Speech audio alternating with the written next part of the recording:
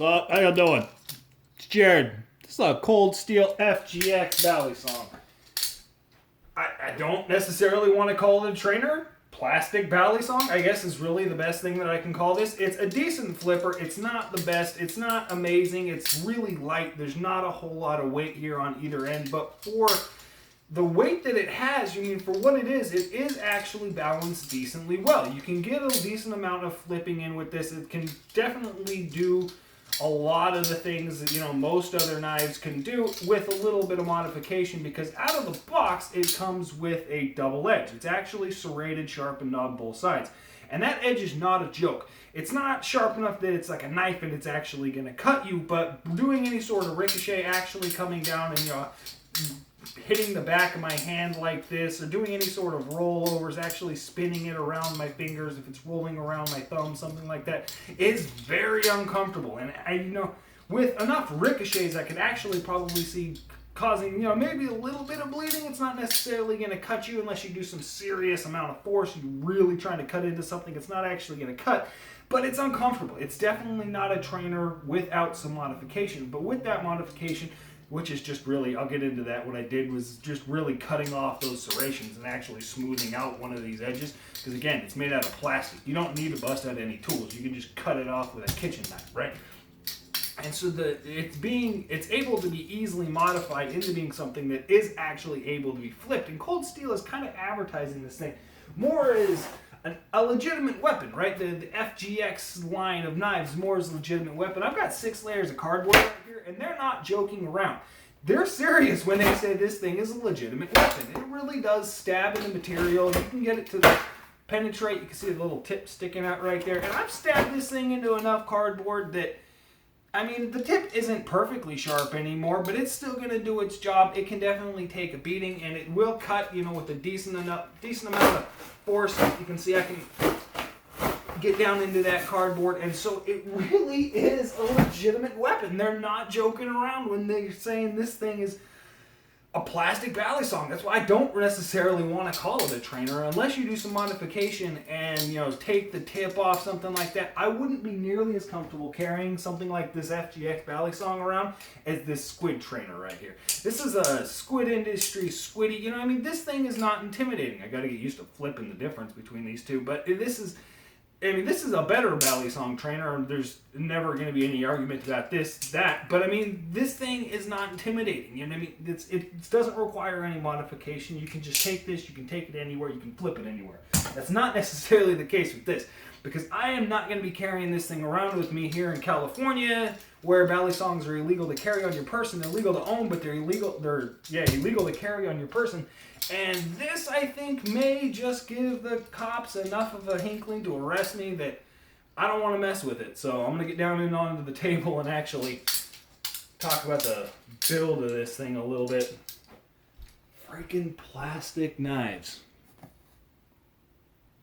The first thing I thought when I took this thing out of the box, which is just pretty standard fare there, is holy crap, this thing is freaking huge. Here's a Max Ace, what is this? Max Ace Banshee, which is a decent sized knife. It's a decent sized Balisong, right? BRS Replicant. This thing is relatively fat, right? In the Balisong world, the BRS Replicant's got a lot of girth to it. You know what I mean? It's fat. Look at the size of this thing. This GFX Balisong just dwarfs it. Throw it up next to an 87 here. An 87's a big knife, right? Nah, it's actually a little bit wider. The 87 actually does trump it in the width, but look at how thick this freaking thing is. It's just massive. And I think one of the reasons for that is the material itself. This is a relatively hard plastic. It's a good material to make something that's going to take a beating out of, right? And so but it's light. There's not a whole lot of weight in either the blade, because it's a different kind of plastic for this blade here, I think, and then the handles themselves, you can see the finish is a little bit different, and so they needed to make it huge. You had to make it this big just so that it didn't weigh nothing. You know what I mean? Because if you know, the Spyderco Balio, the Balisong pen, right? They've actually got little brass weights in there, because if it was just made out of plastic that big, you wouldn't be able to flip it. And if this thing was the size of something like this 60 23 right here, it was a lot smaller of a knife, it wouldn't weigh anything. It would weigh half as much as it does, if not a third as much as it does. And so it wouldn't be able to flip even as well as it is. This thing isn't an excellent flipper, but it's a good enough. You know what I mean? It does work. It'll actually maneuver for what it is, you know. And so I think that that's one of the major reasons that they went with the overall size, as well as just rigidity, so they could add more plastic, they could make more material itself and actually make it more rigid, a little bit tougher, and just the overall, you know, being able to actually take that abuse. And so the size of this thing is something to get used to. The thickness is definitely something to get used to. It's fat. It's definitely a large... I don't want to say meaty because it's just not. There's nothing here. It's made out of plastic, but it's definitely a big knife, and it does take a little bit of getting used to, but it's still a lot of fun. I do like it. I like the way that this blade is done. There's a lot of reinforcement to the tip. You can see it is a little bit rounded off. I've pounded this thing through. It's probably penetrated through like 50 or 60 pieces of cardboard, individual, like, you know, layers of cardboard just in itself. And you could resharpen this with just a little bit of sandpaper. I guarantee you this plastic will wear down. But you see what I've done is just cut off a little bit of those serrations. I've just actually cut the edge there. Here, let me grab what's in my pocket. I've got a bare bones here, BRS bare bones in my pocket, and just cut a little bit of that plastic. You can see, shave it off. Shave a little bit of that plastic off and just remove those tips, because it's the edges, right? It's the actual edges, because you can see it's a V grind, right? It's got a V grind, but then the edge here, the actual edge that's creating those serrations is flat. It's only up, you know, it's only actually ground, I guess, ground, whatever it is, shaped on this side. And so it's kind of like a, I don't know, like a chisel, modified chisel edge, something like that. But it creates a very thin plastic piece right there that comes off at the edge. And that's what gives you those serrations. That's what's actually giving you that little bit of cutting edge. And so it is a relatively good way to make a plastic knife edge. But it's sharp. It definitely does do its job. They did it very well. And so when it comes around and smacks into your fingers like that, it's bashing into the back of my hand. It will put little holes in you. You know what I mean? So you do really have to cut off that edge. You have to modify it a little bit. I'm going to reshape this later, make it actually look better. I was just, you know, doing that for whatever. But you can see it is easy to do. You can just take a knife, you can take a little bit of sandpaper, whatever it is, and actually make this thing a legitimate trainer. Not, you know, not hurt yourself playing with it. But if you don't want to do that, this thing can be a legitimate weapon, which the whole philosophy on that, you know, plastic weaponry, I don't quite know how I feel about that, because being able to take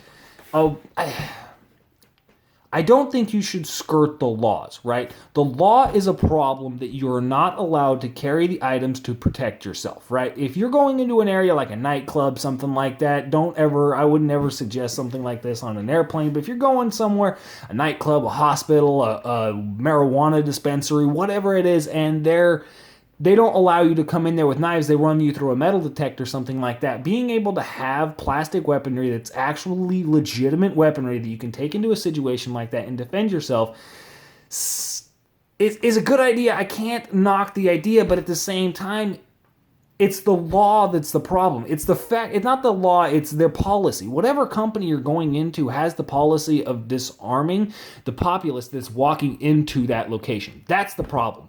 It's the problem that they're able to actually dictate whether or not you have the things to actually defend yourself. It's not necessarily, I don't think it's necessarily right to try to skirt that, because it's the fact that you're not allowed to carry something isn't the problem. It's the fact that they have the right to tell you whether or not, you know what I mean? But again, that's actually a negligible argument, because it's a private establishment. So if somebody at a private establishment doesn't want you carrying a weapon into their private establishment, should you be able to sneak in something like this? Is this moral, I guess, is what I'm going for? Is it moral to use something like this in a situation like that where you're not allowed to carry a weapon, but you decide to carry something like this? I don't know. That's kind of more of a philosophical question that I want to get into on this GFX Balisong review. But this whole idea of the plastic Balisong that's actually a legitimate weapon, it's an interesting thing, and I think it goes a little bit beyond just a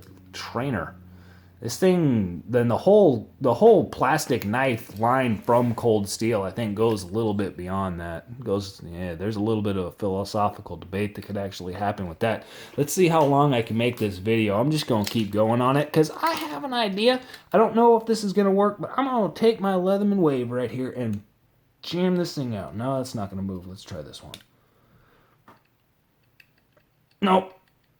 So it's solid because I can't push that pin out. You can see the way that that pin is done. It's just a solid, just a pin that's been pushed through this way and then kind of capped off on this side. So it's not adjustable, and it's like it's like peened construction for, bear ops or something like that. So you can't actually ever take this apart. There's no adjustability in it, but it's plastic. Again, I don't see there being a whole lot of flex, and I don't see there being a whole lot of movement in it over time or wear or anything like that with actual use. And I can't push that pin out, so that gives me a little bit of confidence on the overall construction of this thing. Cold Steel FGX Balisong. $12 freaking dollars. Just buy one. Just do it. Even if it sits in your sock drawer, it's $12 freaking dollars. That's it. Y'all have a good one.